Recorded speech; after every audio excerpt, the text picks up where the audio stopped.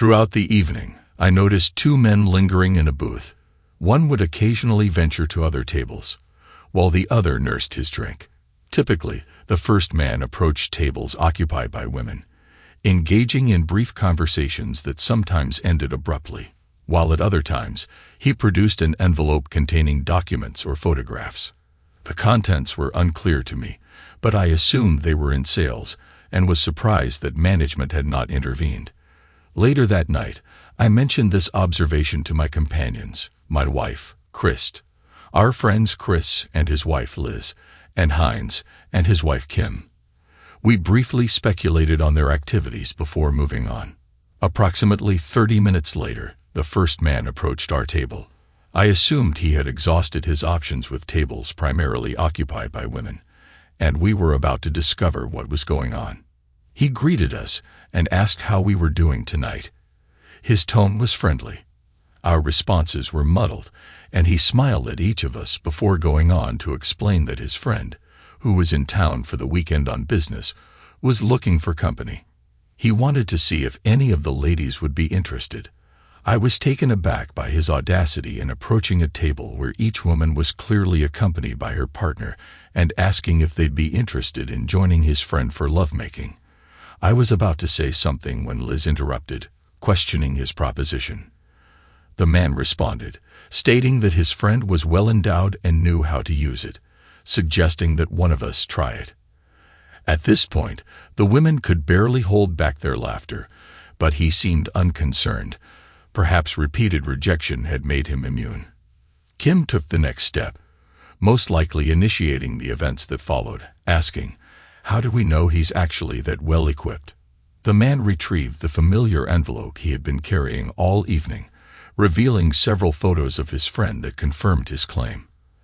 At this point, the men among us were happy to let the women handle the situation, eagerly anticipating the moment when this person would be sent away.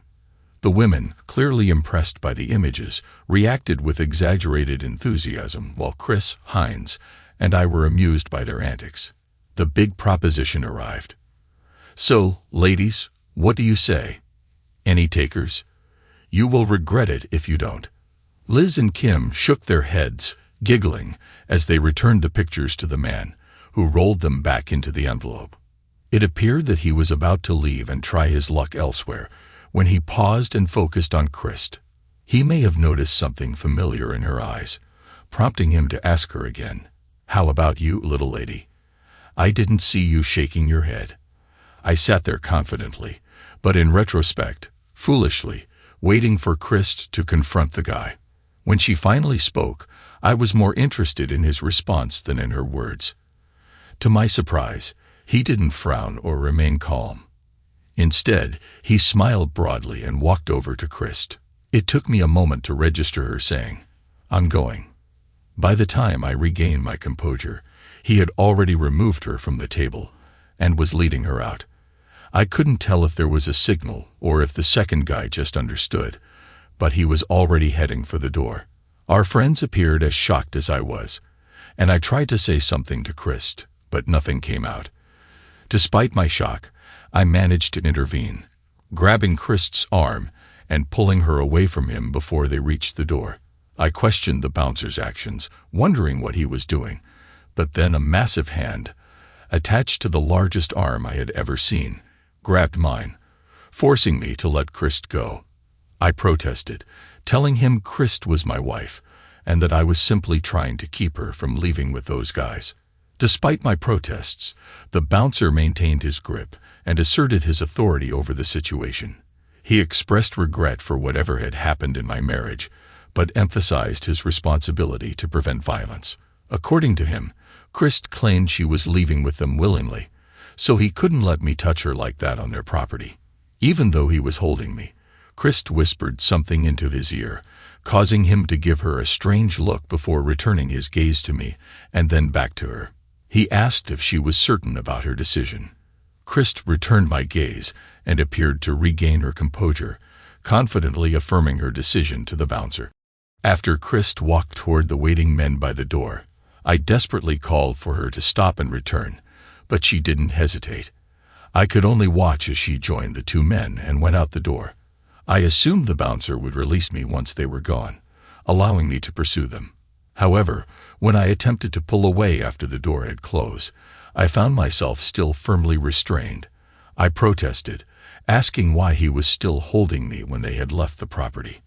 I struggled with him, but it was futile. Finally, I paused and looked at him with resignation, apologizing for the situation. He explained that Christ had asked him to hold me for a few more minutes so I couldn't follow them, and that the parking lot was still technically their property.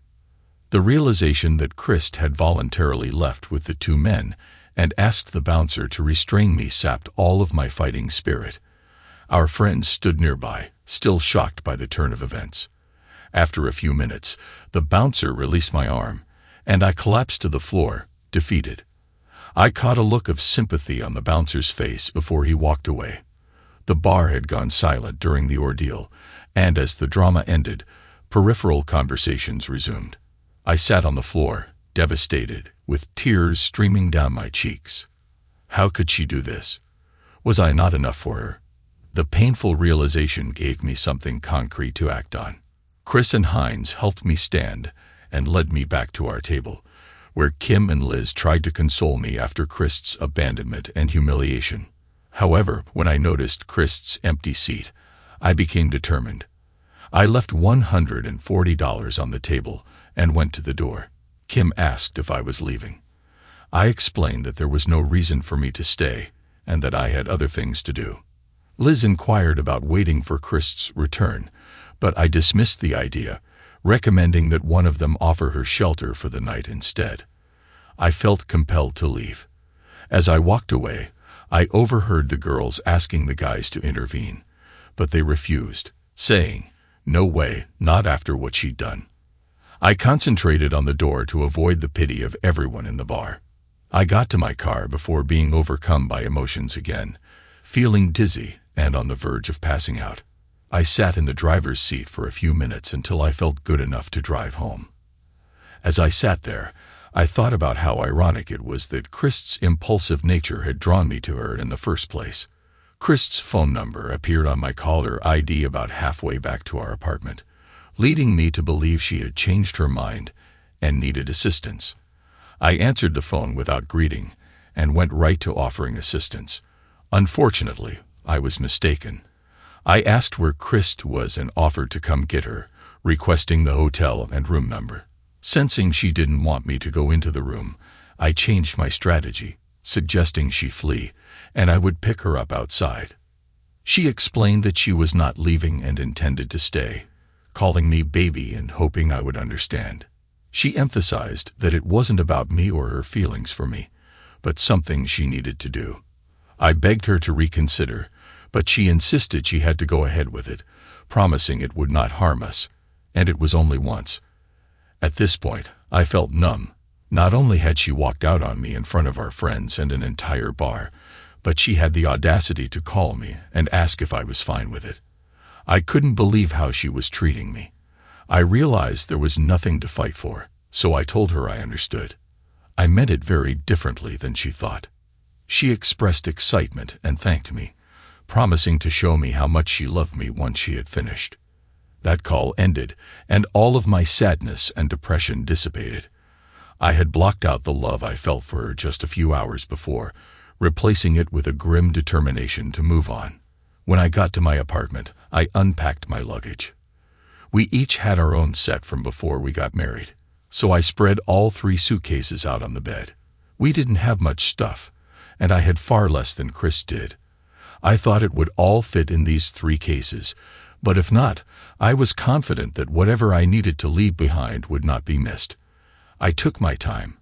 I had no intention of just disappearing. In fact, I was hoping she'd be in as much pain when I walked out the apartment door as I was when she left the bar, and she would have to be present for me to experience that. I had 2 suitcases full and was halfway through the last one when I heard the front door open and then quietly close. I suppose she saw the lights were on and knew I was awake, so she called out to me. I told her to have a good time, but her response sounded like she had just returned from a party, indicating that my sarcasm was not clear. She entered the bedroom, and I stole a look at her. Her hair and makeup were disheveled, and her clothes appeared rumpled. She looked content, but her smile quickly faded when she saw me packing. She asked what I was doing, and I explained that I was moving out and filing for divorce.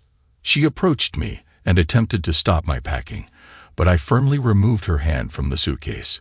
Feeling a surge of rage, similar to how the bouncer gripped my arm, I told her not to touch me and explained that what I understood was that she was going to have fun with those guys regardless of how I felt. I asked if she had been with both men, not just Mr. Big, which revealed my sarcasm. She begged me not to leave, explaining how she had always wanted to try someone that big and had never been with a well-endowed man before. She justified her actions by claiming that it would not have been fair to abandon Desmond after he had done the majority of the work, and she wouldn't want him to exploit married women. She assured me it was over and that she would do anything to make it up to me. I expressed my disappointment to Christ, reminding her that when we married, she promised to be mine forever. I questioned the significance of her promise now that she had broken it once. I questioned how she could possibly make amends for what she had done, and expressed my feelings of inadequacy. Despite this, I told her I'd consider putting it behind us if she told me which hotel and room number they took her to. Christ refused to tell me and kept packing. She declined my request, telling me to take a printout of her apology and shove it. She was concerned that if she told me where they were, I would do something dangerous and get hurt because there were two of them. She insisted they weren't worth getting into trouble over. I countered, claiming that it was my decision, not hers. I asked her once more for the hotel and room number. She apologized again, citing her promise to protect me once we married. She refused to let me be hurt unless I did the hurting. My response seemed to strike a chord with her, and she eventually agreed. Christ kept trying to persuade me to stay with her while I finished packing, but she no longer physically stopped me. Despite her efforts to reassure me that it was simply lovemaking and something she had to do, she claimed she only loved me. I remained firm in my decision to leave. When she finally spoke, it meant nothing. I had reached my limit. I told her clearly that it meant something to me. Our lovemaking life was extremely valuable to me. I hadn't realized how little it meant to her, but it was one of the things that made her unique. I was the only one who had the opportunity to experience her body, and she simply gave it away. She did it in the most humiliating way possible. We were out with our best friends, for goodness sake. She apologized, admitting that she was aware of the situation and promising that it would not happen again, explaining that she had gone a little crazy, but that it was now out of her system. I wondered what else there could be, what she meant by that, and what else she could try one day. I expressed my disbelief and shame over what she had done, recounting how the entire bar looked at me with pity and shame as she walked away without looking back. She cried openly, pleading with me not to abandon her and professing her love for me. I replied firmly, stating that if that was how she expressed love, I was not interested. I admitted that even if she had told me where they were, I would not stay. I told her that while I might forgive her someday, I would never forget what she did and how it made me feel. It took 2 trips, but I eventually loaded my suitcases into my car and drove away. When I returned the second time, Christ was still lying on the floor. All she could do was look up at me as I walked in and mumble, "Please, please don't leave, baby." Regardless of what had happened or what she had done, I felt like an absolute idiot. Leaving like this did not cause me to reconsider, but I did feel bad. I assumed it was because, while I couldn't be with her, I still loved her. I was disoriented when I awoke in the hotel. I'd been more tired than I realized. I suppose the adrenaline wore off, and once it happened, I crashed hard. It was almost noon when I awoke. Fortunately, I had paid for 2 days in advance, but I was aware of our situation. My bank account couldn't sustain a hotel stay for long. I needed someplace to stay. One issue was that Christ and I had only 3 months left on our lease for our shared apartment. There wasn't enough money to pay for that and a new apartment, so I'd have to decide whether to take the hit and leave the apartment or come up with another plan. Christ and I had very few assets. We each had a car and associated payments, so it was most likely a wash. The bank account was small, and all we had was the furniture we purchased, which I didn't particularly like. I didn't hate it. I honestly didn't care. I hated putting any of the other couples in the middle of things, but Chris and Heinz had been my best friends for years, long before any of us got married. Chris and Liz had been married for 5 years. Heinz and Kim had been together nearly 4 years. Chris and I had been the last people to join that particular club. I finally turned my phone back on and discovered numerous messages from Chris, as well as several from the guys and their wives, all of which urged me not to make any rash decisions. One message from Chris stood out, offering assistance in any way they could. I called and got Liz on the phone, asking for marital sanctuary. Liz proposed a deal. I could stay in their guest room for a while, but she would not keep me from Chris. She mentioned how Chris had been asking everyone if they had heard from me.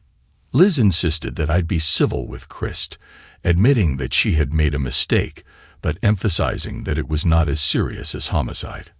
I accepted Liz's terms and spent the next morning moving from the hotel to their spare room. My boss let me take the morning off, but I had to work late one evening that week to compensate. I decided to work late that night to distract myself from the weekend's activities. I arrived at Chris and Liz's house around 10 o'clock, hoping to get some rest, but I was met with an unexpected encounter with Chris. I questioned her presence, reminding her that I did not want to see her after I left. She apologized, explaining that she was hurting without me and expressing a desire to talk and resolve things.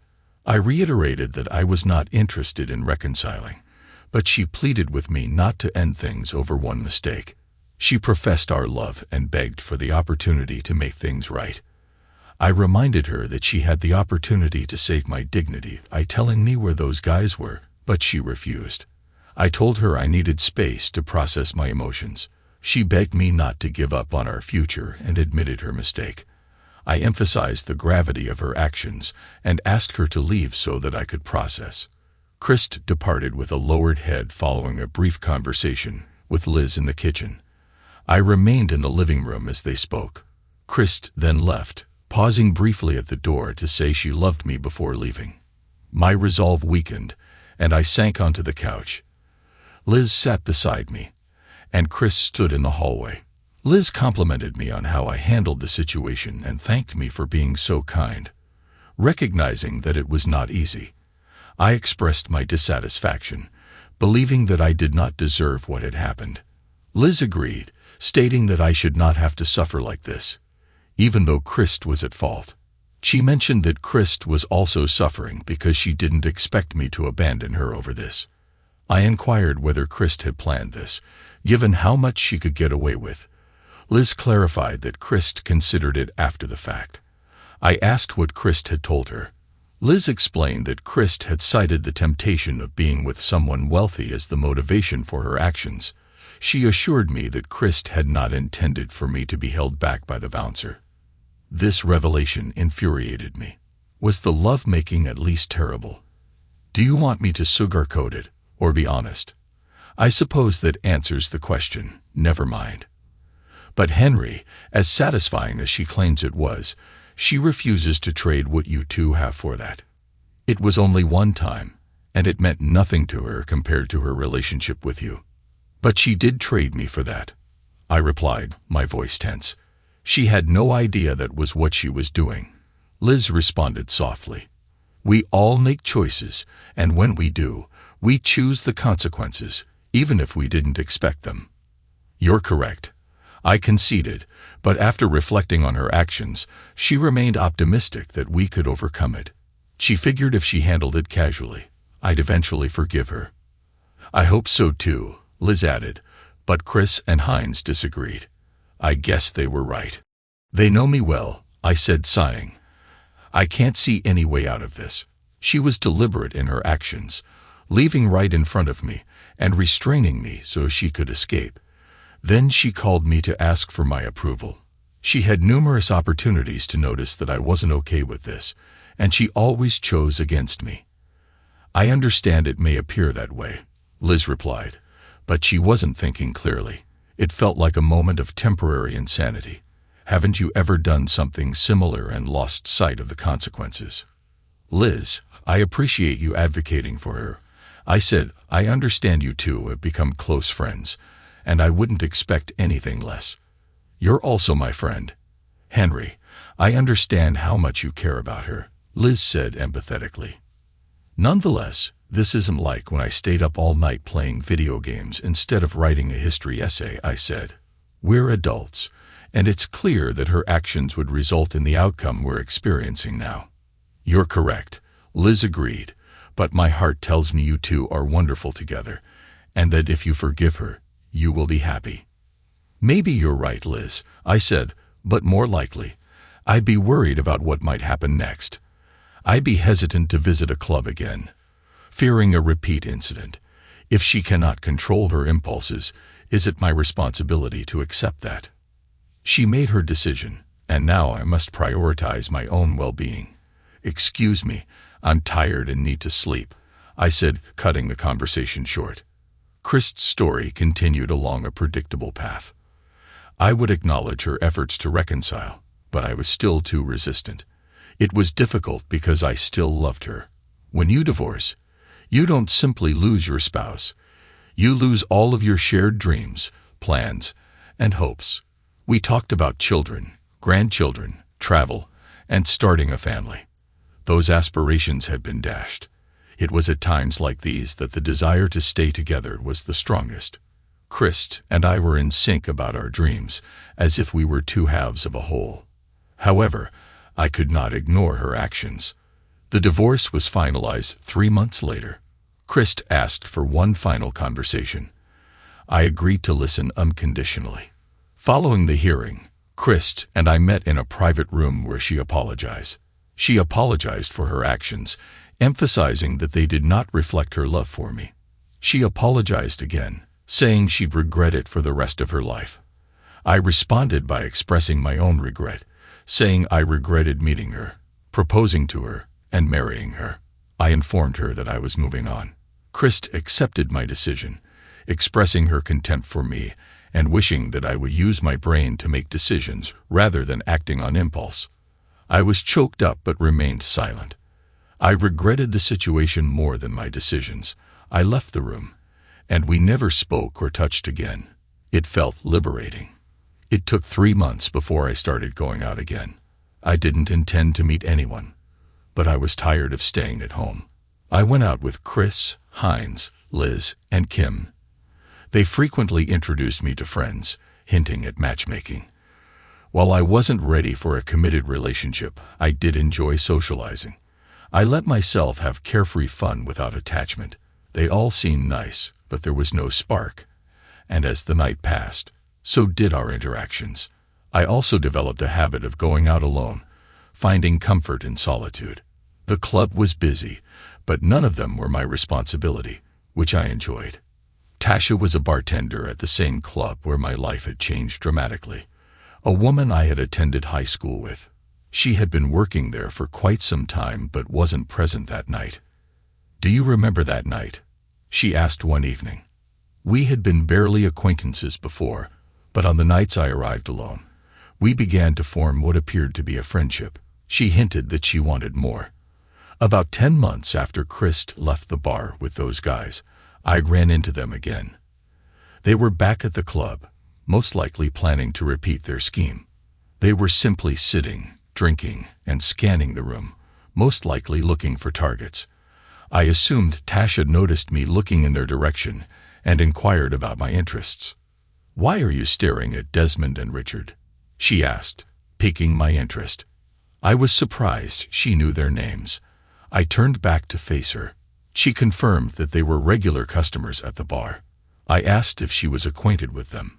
She responded by saying she wasn't personally, but when I mentioned it, I assumed they were from out of town and came in frequently for business. She corrected me, saying they worked in a downtown supply warehouse near the freeway. I asked if they lived nearby, and she confirmed that they had for years, though she couldn't pinpoint the exact location. She did say that they frequently came to the bar to pick up women and were successful. When she mentioned Richard's good looks, I was surprised to learn that the bar was a popular pickup spot. Surprising, but she seemed unconcerned about my thoughts. I inquired whether the bar had a large number of single women. Tasha responded that they did okay, mostly in groups. However, the guys didn't limit themselves to single women. They seemed to prefer married individuals. I tried not to be angry about this revelation, while expressing my concern.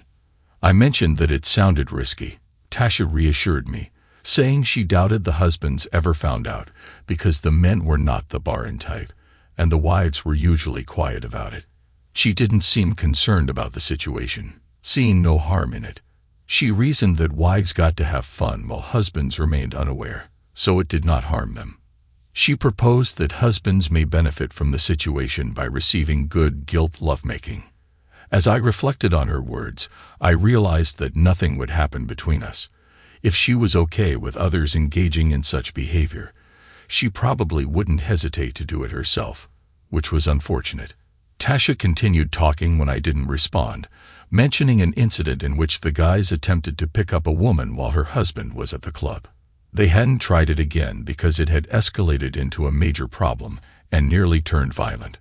She explained that the wife had even asked Victor, the bouncer, to restrain her husband so she could leave with the guys. I slowly turned back to her, and she seemed to notice the expression on my face. She confirmed that Chris had an affair. Suddenly, she appeared to put the pieces together, expressing her surprise and apology when she realized the situation. She seemed at a loss for words. I got up from the bar and went outside, feeling compelled to distance myself from the conversation. As I did so, I made a quick phone call to get things started, then settled outside to wait. I had no idea how much I craved revenge until I discovered it was all a scam. Sure, Chris gladly accepted their invitation, and that will not change. But I believe she did so under the impression that they were just two out-of-towners looking for a fling, never to be seen again, to make it less wrong. I had singled out their car in the parking lot, not to fall into a stereotype, but when I saw the Cadillac with lowered suspension and flashy chrome rims, I was fairly certain it was theirs. As they hadn't begun their search yet, I figured I had time before they arrived, unless they struck lucky early. I was not privy to what happened inside the club, but it took nearly an hour before they emerged, accompanied by a woman they had clearly charmed inside. I had guessed correctly about the car, so I leaned against the driver's side door as they approached. Desmond, the apparent spokesman, spoke up. "Do you mind taking your hands off my ride?" he asked, his voice sharp. I ignored him and addressed their slightly intoxicated companion. As much as she might deserve the consequences, I did not want to see a woman suffer harm, especially if her husband did not deserve it either. Yeah, I could see the wedding ring from here. I addressed her directly in an unarguable tone. "Sweetheart, you should find somewhere else to be, such as at home with your husband. You know, the one you promised to leave all others for."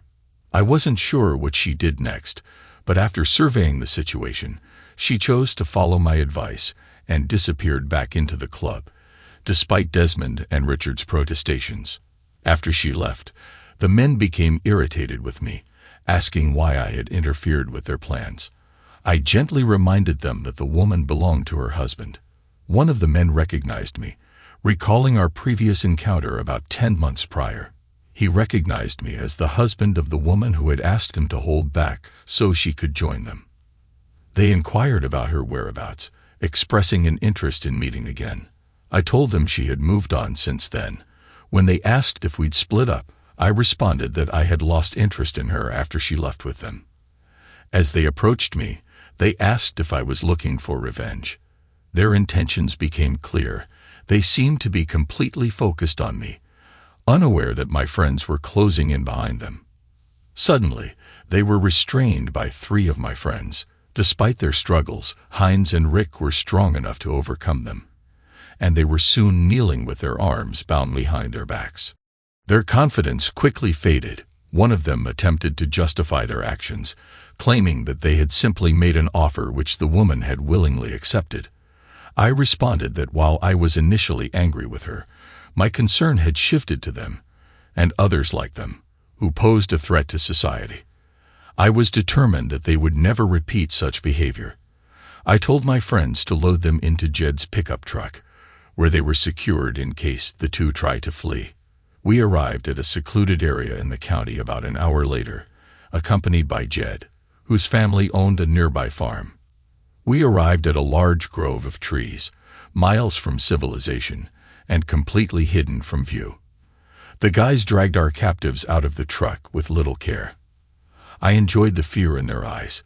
They probably never imagined that their casual lovemaking would put them in this situation. They, like Christ, were facing unforeseen consequences. So, in a light-hearted tone that hopefully disguised my seriousness, I discussed the best way to rid society of its carnivorous behavior. I expressed my thoughts on how to deal with them, including the possibility of castration followed by release, which horrified them. I mentioned the potential complications if they sought medical attention following such an act. They all agreed on this point, but my friends, Desmond and Richard, remained silent. I then mentioned the alternative option of killing them both in order to eliminate any witnesses. While Desmond appeared horrified, Richard's expression suggested that he would prefer to die than live without his manhood. I commented on the absurdity of measuring one's self-worth by the size of their gonads. Desmond attempted to justify their actions again, claiming that they were simply making love and that the woman had previously been with other men. I rejected him. I stated that my concern was no longer with her but with them. I expressed my dissatisfaction with men like them, who believed they could seduce married women without consequences. I believed it was time for them to learn a lesson and set an example for others. I motioned for the rest of the gang to join me in a private huddle nearby. The goal was simple: intimidate the creeps. Truthfully, I'm not a violent person, and while I wanted to hurt these guys, it wasn't my true intention. At least not permanently. We kept them on edge for about an hour, convincing them that we had reconsidered taking their lives or maiming them. When we returned, their fight appeared to have drained away. I informed them that my friends had persuaded me not to take their lives or castrate them. Instead, I explained the consequences. They would take a severe beating. I stated unequivocally that we would provide each other with alibis, but warned them that if any police inquiries were made, they would face the initial options. I emphasized that we would closely monitor them, as we had their addresses and workplaces from their driver's licenses. I issued a stern warning. If they targeted married women again, they would face serious consequences. Desmond asked if there was a way to avoid the beating. I responded with a proposition. I suggested that they avoid the punishment by performing a specific act. Desmond eagerly agreed to the proposal in hopes of avoiding the beating, but they did receive one regardless. With 10 of us, we vented our frustrations on them. We tried to avoid anything fatal, but there were a few broken bones. We avoided breaking ribs because they could puncture the lungs. At the very least, they would recall this for a long time. We drove them back to town and dropped them off on the curb near a hospital, avoiding the parking lot and any security cameras. The next morning, we made headlines as 2 victims of an assault by unidentified assailants, possibly during a failed robbery. The cases went cold when the men claimed they didn't recognize their attackers and thought it was a random incident. Now, a year has passed since that dreadful night. Somehow, I avoided becoming completely distrustful of all women, but it has not been easy. Christ is said to have recently met someone and begun dating. It's early days, but the results appear to be promising. Desmond and Richard seem to have vanished. At least they are no longer employed at the warehouse, and their apartments are vacant. I believe they are operating their scheme in another city. Sometimes I wonder if I should have dealt with those 2 creeps permanently. It crosses my mind frequently, and I sometimes regret my decision. I eventually had to find another hangout spot. Asha became more assertive, and my polite refusals failed to deter her. So I was forced to tell her that nothing would happen between us because she saw nothing wrong with a wife cheating on her husband. She tried to persuade me that she wouldn't do it herself, but I simply didn't believe her. I'd rather have 2 dogs than date her. I haven't made any plans yet, but I'll eventually resume dating. Story 2. When I got home from work on Wednesday evening, Linda, my wife of a decade, was waiting for me. She motioned for me to sit at the table, signaling the beginning of what I expected to be a series of unpleasant conversations based on what I had read. She took a deep breath, expressed her love for me, and assured me of her commitment to our marriage. But her next words took me off guard. She wished to take a lover. I braced myself, unable to understand her desire to pursue someone else despite claiming to love and cherish our relationship. So let me get this straight, I said. You claim to love me and want to protect our relationship, but you're proposing to be intimate with someone else. That's putting it rather bluntly, she said. I've met someone I'd like to have a physical relationship with. It would only happen on occasion, and I promise to be open about it. If you truly love me, as you claim, you'll give me this freedom because I believe it won't hurt my feelings for you.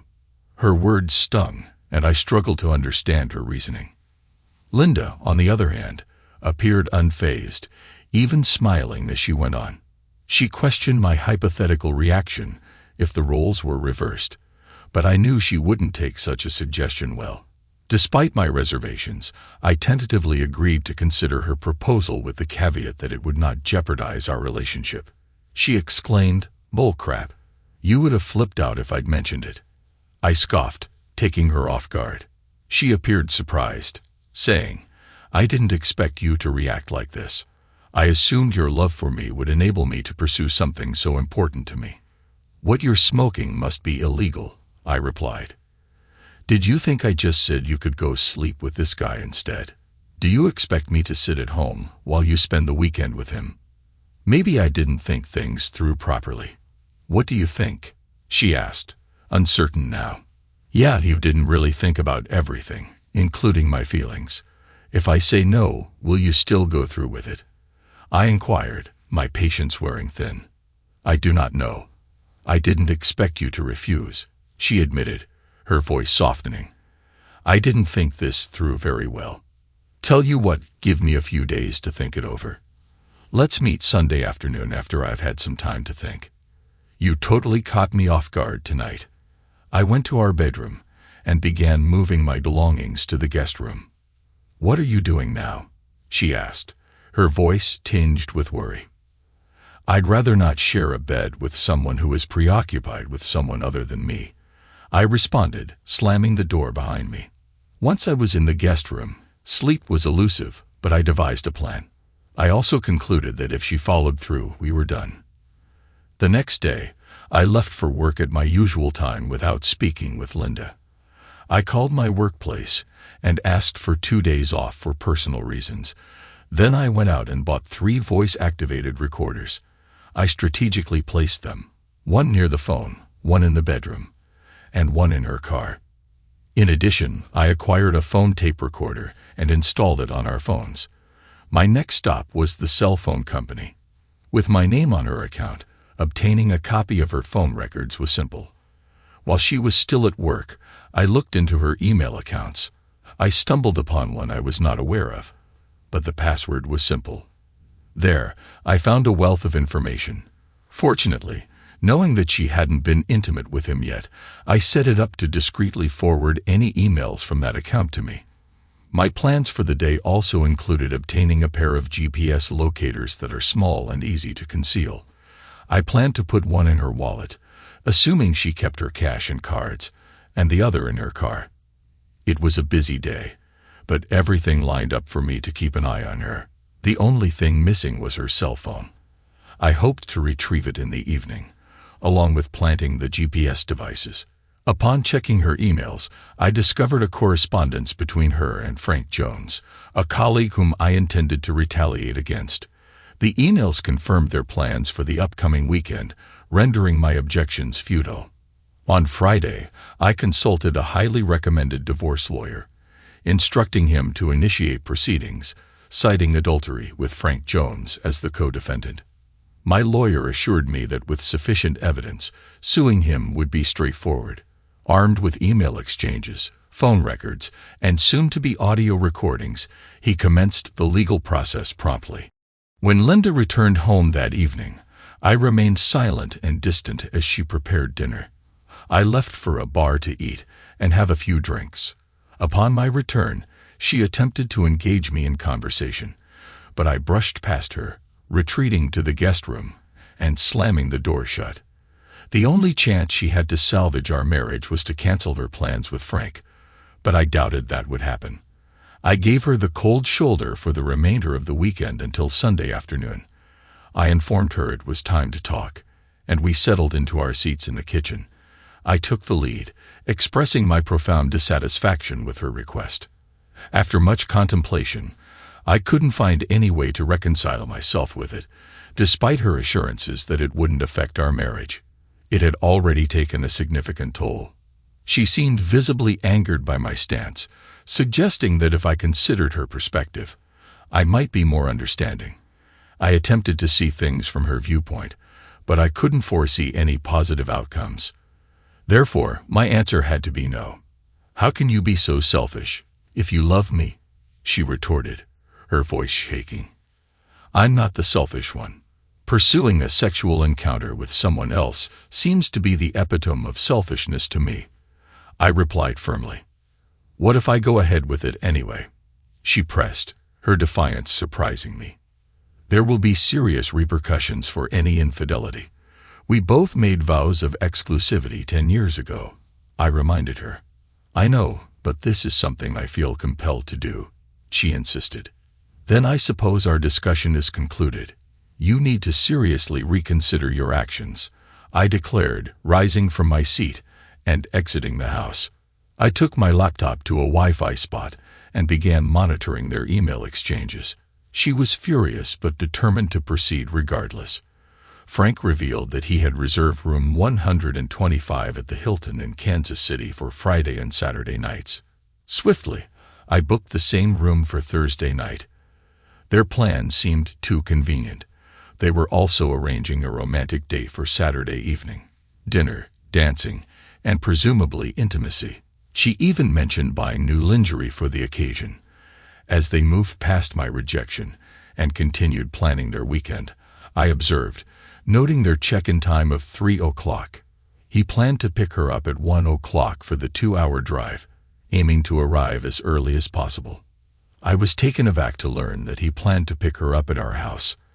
I needed to decide what my next move would be. I also booked a room for the weekend, strategically close to theirs, to intercept all communication signals. Over the next few days, I gathered all the necessary equipment. I acquired a couple of compact high-definition fiber optic video cameras, intending to install them in the room on Thursday, ensuring I'd be prepared to capture their weekend activities. This evidence would serve as potent ammunition for my divorce case.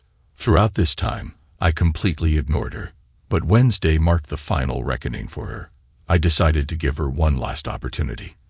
If she chose Frank, our marriage was over. I asked her to join me at the table for a conversation. Despite her apparent reluctance, she obliged. I urged her once more to reconsider, emphasizing the damage her decision would inflict on our marriage.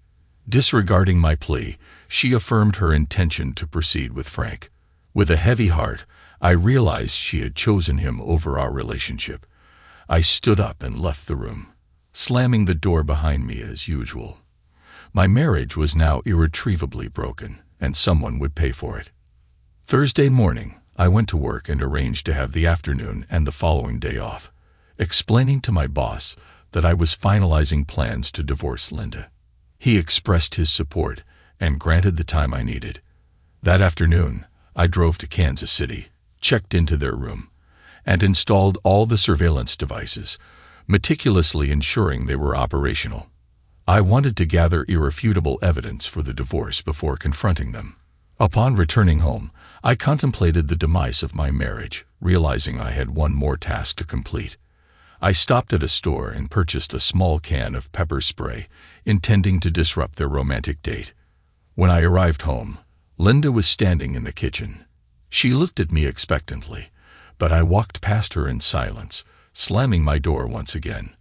Linda entered my room, attempting to be amicable. I rebuffed her, instructing her to preserve her friendliness for Frank, because I didn't need pity. Ignoring her, I turned away, prompting her to leave. Despite fitful sleep that night, I ensured everything was in place to end this situation. Friday morning, I rose at the usual time and left without uttering a word to her. At the lawyer's office, I signed the necessary papers, informing him that I'd have all the evidence by Monday and requesting that she be served at work that afternoon. I also asked that papers be served to Frank simultaneously, as I was suing him for alienation of affection. Checking Linda's GPS, it indicated she was at the hair salon. Upon returning home, I searched her suitcase and discovered her new alluring underwear. Regrettably, it wasn't for me. Wearing rubber gloves, I retrieved the pepper spray and discreetly sprayed her underwear and bra cups before returning them to the suitcase. It was time for some fun. Next, I went to the bank and closed all our joint accounts, transferring the funds to a new account. I then canceled all the credit cards, with both our names on them. After a satisfyingly thorough warning, I returned home to bid farewell to my wife. It was 12:30, and I knew she'd be preparing for a rendezvous with her new beau. Upon entering the house, Linda was nowhere to be seen, so I assumed she was upstairs getting ready. With resolve, I ascended to her room and entered. She stood there, clad in a set of sexy underwear I had once gifted her. As she moved to cover herself, I stalked her, noting I had seen it before. With a new hairdo, flawless makeup, and lingerie, she looked stunning. I couldn't resist speaking my mind. "You look amazing. It's a shame you don't put in this much effort for me." She responded, "It's not like that. I just want to make a good impression." "You seem more concerned about what he thinks than you've ever been about me," I remarked. "I just wanted to feel sexy today," she explained. "Well, you certainly look sexy. You know I loved you with all my heart," I countered. "We made vows to forsake all others. That meant something to me, but apparently not so much for you." Approaching her, I gently removed the rings from her left hand. "I gave you this ring on our wedding day. The engagement ring belonged to my mother, so I'll keep it for the same reason, but I won't tolerate you wearing these while you're with someone else." Stunned, she remained silent as I continued. "I won't be here when he arrives, but he can't come into my house. If you cross that line, there will be consequences. I'll be watching." "Why are you doing this?" she protested. "Because you've betrayed our love," I replied coldly. "I hope this weekend is worth it." With that, I turned and walked away from my soon-to-be ex-wife, ignoring her cries as I left. Parking down the street, I kept watch. I ensured I parked where Linda could spot me. If he entered the house, I risked going to jail, but the impact on them would be far worse. Soon enough, his car pulled up.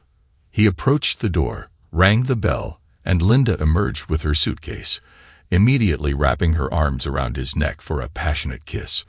As he picked up her suitcase, she shot me a smug grin, then sat beside him in the car, flashing another smug look as they drove past. I responded by flipping her off, causing her smug expression to vanish.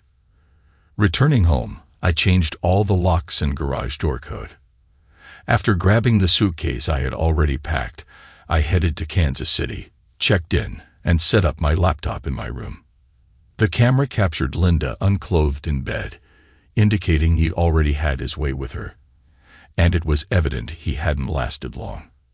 Emerging from the bathroom, he too was unclothed, revealing his diminutive size, prompting laughter from me as he approached the bed, ready for another round.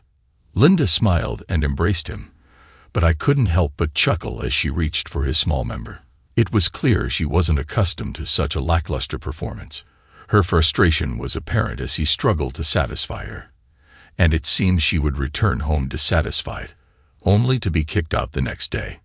He made several unsuccessful attempts while she remained unfulfilled, much to my amusement.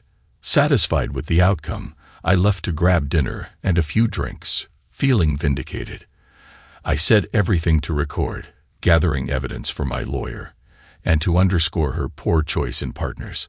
Upon my return, he was asleep, and she appeared even more frustrated. Despite the initial pain of losing my wife, this situation was becoming rather amusing. I went to bed, envisioning the mischief I'd stir up the next day. Thoughts of attractive women at the bar reminded me of the freedom to pursue them, and I fell asleep with a contented smile, knowing my path was clear. Upon waking refreshed, I eagerly prepared for some enjoyment. After a pleasant shower, I headed out for a nice breakfast, grabbing snacks in case I couldn't get away later. Returning to my room, I contacted the local florist, ordering a bouquet for Linda. It mirrored the ones I'd given her on our anniversaries, a poignant reminder of what she was risking. Though I hoped for good timing, it was inconsequential. The delivery aligned perfectly as they returned and began to engage intimately. A knock interrupted them. The florist delivered the flowers, and I observed a mix of contemplation and anger on Linda's face. She retrieved her cell phone and dialed. Soon enough, my phone was ringing. I answered, and we exchanged a brief conversation. "Hello, how are you doing?" she inquired. "Not worth a crap. My wife is out with some other guy while I stew in anger," I responded bitterly. "Why do you ask? It's not like you care." "Well, I just received a bouquet of flowers, similar to what you usually get me for our anniversary. I wanted to know what you were up to," she explained. "I don't understand how you could think I did that. Firstly, you and your brilliant boyfriend kept me in the dark about your whereabouts. Secondly, if I had sent you flowers, they wouldn't have been pleasant. The card would have been scathing, addressing my cheating wife and little Frankie's inadequacies.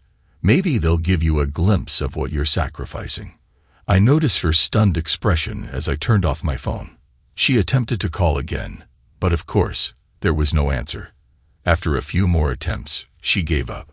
She informed Frank of my words, and he reassured her that I'd come around. However, I knew I wouldn't, not until I rid myself of her. Though she initially resisted his advances, she eventually relented. I seized the opportunity to order Linda's favorite pizza for delivery. The pizza arrived just as he was mounting her again. He grew irate and refused to pay, but the delivery person confirmed the room number and his cell phone number. Threatened with police involvement, Frank reluctantly paid up. They opted to have a meal since they had already paid for it. After enjoying their lunch, they conversed for a while. However, Frankie quickly resumed his advances. As things heated up between them, I phoned the sandwich shop and ordered her favorite sandwich for delivery. He had been engaged in intercourse with her for about a minute when the sandwich arrived. Upon seeing it, Linda speculated that I must have discovered their location. He was incredulous, but she recounted my suspicions about her new partner Crack-On, suggesting that I might have hacked into her email. She praised my intelligence, though he seemed unconvinced. Despite this minor hiccup, they decided to get dressed and go out for a while, planning to clean up upon their return and prepare for their romantic date. She assured him she would make it up to him later. As they departed, I couldn't help but laugh hysterically. Tears streamed down my face as I anticipated the unfolding events. Upon their return, Linda hurriedly stripped and dashed into the shower. She spent a considerable time there, emerging with her chest and groin area bright red and evidently in pain. It appeared that little Frankie wouldn't be getting any action that night. As Linda lay on the bed groaning in discomfort, Frankie attempted to touch her, only to be met with her angry outburst, citing her pain and lack of interest. She attributed her discomfort to a possible allergic reaction to her new lingerie, unaware of my involvement. I spent the remainder of the day organizing my videos and preparing DVDs for my lawyer and Frankie's wife. Satisfied with my accomplishments, I retired to bed with a content smile on my face. It seemed that trouble had found its way into paradise, and I was the orchestrator of it.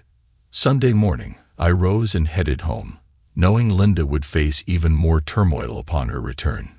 Tomorrow, it would all come to an end. When Frankie dropped her off later that day, he didn't even escort her to the door. He simply let her out.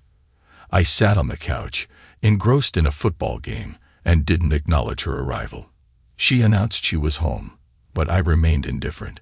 Walking between me and the TV, she offered a seductive smile, saying she thought I'd be happy to see her. "You're not dead," I retorted. "What would give you that idea? Do I look like I'd become dim-witted over the last few days?" She responded defensively. "I know you did, but I didn't," I said coldly. "I never thought you were foolish." "I can't believe you feel that way about me," she protested. "Believe it, because you made a colossal mistake," I asserted. "I don't know if there's any chance for us going forward. I'll do anything to make it up to you. I realize now that I made a huge mistake. Is there anything I can do?" she implored. "You can get on your knees and eat my crap," I snapped. "But you know I can't do that," she responded, her voice small. "I know you won't do that, so I guess that tells me how much your promise to do anything to save our marriage is worth. It's worth about as much as your promise to be faithful when we got married. I was thinking about you all the way home today. I really want to make love to you tonight. I need you," she pleaded, her voice cracking. "You need me? I don't think so. And as far as making love tonight, there's not much chance," I replied sternly. "Did you have little Frankie use a rubber every time he had sex with you?" "No, he's married, and I can't have children," she explained. "Do you think you're the only one he's used this excuse with? You're now damaged goods as far as I'm concerned. There's no way I would sleep with you until you have a clean bill of health from a doctor. Also, I don't do seconds," I declared. "I know he's clean, but you could use a rubber if you don't think so," she suggested. "Right, I'm going to use a rubber to sleep with my wife after she slept with some loser bareback all weekend." "Screw you. You chose little Frankie over me," I retorted. "I'm going out for a while. I really can't stand looking at your cheating self anymore tonight. You can sleep in the guest room. I prefer the master bedroom, and unlike you, I didn't do anything wrong." "Can we talk about this?" she pleaded. "We can talk tomorrow after you get back from work. I really don't know what else there is to discuss," I replied, ending the conversation. I left the house and headed to a nearby bar and grill to grab some dinner and clear my mind. While my mind was already clear, as I knew exactly what I was doing, I just wanted to get away from her. Since I'm not much of a drinker, I simply ate my meal and then went for a long walk. Upon returning home, I found her in my bed. I glared at her and demanded she get out of my bed. "This is our bed. I've just as much right to be here as you do," she protested. "The hell you do? You gave up that right when you slept with little Frankie. So you either get out of my bed, or I'll drag your sorry butt out of here and toss you in the street," I asserted. She started crying and slowly left the room. I closed and locked the door behind her, still hearing her sobs as she walked down the hallway. The next morning, I completely ignored her. We each had breakfast, and she left at her usual time. Before leaving, she turned and told me she loved me. I shot her a scornful look and emphasized that I had loved her too, making sure to use the past tense. Tears began to swell up as she turned and walked away. Once she was gone, I began packing her things in garbage bags. As I packed, I called Frankie's wife, Linda. I asked if she knew her husband had spent the weekend with my wife. She thought he had been away on business, so when I offered her copies of my evidence, she eagerly agreed. I was stunned when she opened the door. She was absolutely stunning. I was speechless and had to apologize, explaining that I was taken aback by her beauty, which was indeed true. We got down to business, and I explained what had happened over the weekend. She was furious, and we decided she would accompany me to the lawyer's office to see if he would take her case. He did, and even offered us a discount. While Linda filled out the paperwork, I spoke with the lawyer. I asked if I needed to wait to serve Frankie to protect Linda. He assured me that as long as she signed the papers beforehand, she would be okay. Linda and I went out for lunch while they prepared her papers. After she signed, I took her home and then went home myself to await my wife's return. I was supposed to call Linda that night to update her on how things went, Around 3 o'clock, my phone rang. It was my wife, and she was not pleased. "What the hell is this?" she demanded. "What do you mean?" I replied innocently. "I just got served with divorce papers, and Frank received papers for a lawsuit," she exclaimed. "It seems pretty straightforward to me. I warned you there would be consequences for your weekend. Apparently, you didn't take me seriously," I replied calmly. "I didn't think you would go through with this," she protested. "Maybe you should have listened to me instead of listening to the nonsense that little Frankie was feeding you. I don't want to discuss this over the phone. We'll talk when you come back to my house," I replied before hanging up. I then took the garbage bags containing her belongings and threw them into the front yard, preparing for her return. As she pulled into the driveway, she erupted in anger. I recorded the confrontation, intending to use it as evidence for a restraining order to keep her away from me. Despite her screaming and spitting, I remained calm and composed as she vented her frustration. I finally gave in and initiated our last conversation. "If you're willing to talk, you need to calm down so we can have a discussion. Otherwise, I'll pack your things in your car, and you can leave." "I never imagined you'd do this to me," she yelled. "Do this to you? You foolish woman. You did this to me and to our relationship. I warned you repeatedly not to do this, even begged you not to ruin our marriage, but you chose to destroy it. So why would you think I wouldn't file for divorce? You claimed you loved me," she said, tears in her eyes. "I did. I loved you more than anything, and in return, you shattered my heart. The evident issue is that you didn't love or respect me. I can't stay with someone who thinks so little of me," I replied firmly. "But I still have feelings for you," she whispered. "Nonsense. If you truly loved me, you wouldn't have slept with little Frankie this weekend." "Why do you keep calling him little Frankie?" she asked, puzzled. "Because I had video cameras in your room and recorded the whole weekend. It's obvious why I call him little." The moment I saw his pitiful size, I laughed until I cried. "I questioned if you could even feel him inside you. I noticed you weren't climaxing like you do when we're intimate. We don't just have sex, we make love. That's the significant difference," she added, her voice softening. "I agree. What we had was genuine love. You're probably going to miss that. Look at it positively. Now you're free to be with anyone you desire. You could have a different partner every night." "I don't want that. I want you and only you. Let's go inside and talk for a bit. I apologize for being harsh, but I'm filled with anger right now. However, I know that I would never physically harm you. The same cannot be said for little Frankie," I said, leading her inside. We entered and settled at the kitchen table, a familiar spot for us. It hit me hard, realizing this would be our final gathering here.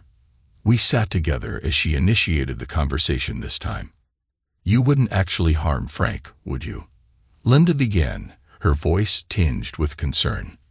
"Why not? He shattered my once blissful marriage. I believe he should face consequences beyond my lawsuit and his divorce," I responded, my tone firm. "He's not getting a divorce. His wife agreed to our arrangement and allowed him to proceed," she countered, hoping to present a different perspective. "That's just a tactic to vilify me and win her over," I argued, skeptical of their motives. "I spoke to his wife this morning and shared my evidence. Now we share a lawyer who even gave us a discount," Linda informed me, revealing her proactive steps. "I wish you had been truthful when I asked how you'd react if I wanted to be with another man," I accused, feeling betrayed. "You would have reacted strongly, just as his wife did." "I don't believe you," Linda defended herself, doubting my hypothetical tolerance. "And that's precisely why we're divorcing. I no longer care about your beliefs. When you call him later, you'll find he's also been ousted," I declared, sealing the fate of our marriage. "So you're really kicking me out?" Linda asked, seeking clarification. "Since the night you revealed your plan, I've been contemplating it in the guest room. Within an hour, I decided on divorce," I explained, detailing my decision-making process. "Why didn't you inform me beforehand?" Linda inquired, puzzled by my silence. I doubted you'd stop. It would have only angered you. Despite explaining my feelings several times, the choice had to be yours. I reasoned, highlighting the importance of personal choice. I saw in your emails that my words meant nothing to you. I signed the papers the following Friday while you prepared for your date. I can't believe I was that naive, she confessed, reflecting on her actions. Is there any chance for forgiveness? Linda asked, her voice softening. Linda, I once loved you enough to consider it, but last night was your final chance, and you squandered it. While I might forgive, I can never trust you again. Living with that uncertainty isn't an option. It's best we end it now, I concluded, closing the chapter on our relationship. She burst into tears, but I remained resolute. Unlike you, I've pondered this extensively and always arrive at the same conclusion. I'm divorcing you, and I'll make sure little Frankie pays for what he did to our marriage, I declared firmly. Before you leave, you can contact him and arrange a place to stay, but don't attempt to use your credit cards. They've all been canceled. I left half the funds in our checking account for you, but I removed my name from it. I'll split our savings with you. You can keep your car, but you're responsible for the payments. All your belongings and clothes are yours to keep, and once you find a place, take as much furniture as you need. However, the house is mine. If I sell it, I'll share the proceeds. It's all specified in the divorce papers. If you choose to contest it, I'll use all my evidence, even if it means destroying you. I hope it doesn't come to that, but I'm prepared to do what's necessary, I continued, outlining the consequences of her actions. I won't fight it. This is all my fault. I just wish I could take it back. Linda responded, her voice filled with regret. You know the difference between a cheating wife and a light bulb, don't you? I asked, trying to inject some dark humor into the situation. No, what is it? Linda inquired, puzzled and still tearful. You can unscrew a light bulb, I answered, attempting to lighten the mood. She didn't find it amusing. I escorted her out of the house, packing her belongings into her car as she cried. Once it was loaded, I handed her one last item. Her wedding ring, now flattened with a hammer. It's now scrap gold, I explained, symbolizing the end of our marriage. After closing her car door and kissing her forehead, I uttered my final words. Goodbye, my love. Walking back to my now empty house, I didn't watch her drive away. Tears filled my eyes, and I cried for another hour until I was emotionally spent. It was time to consider my options. Option 1. Drown my sorrows in alcohol, but I disliked the idea. Option 2. End my life to please everyone, but I refused to grant her that satisfaction. Option 3.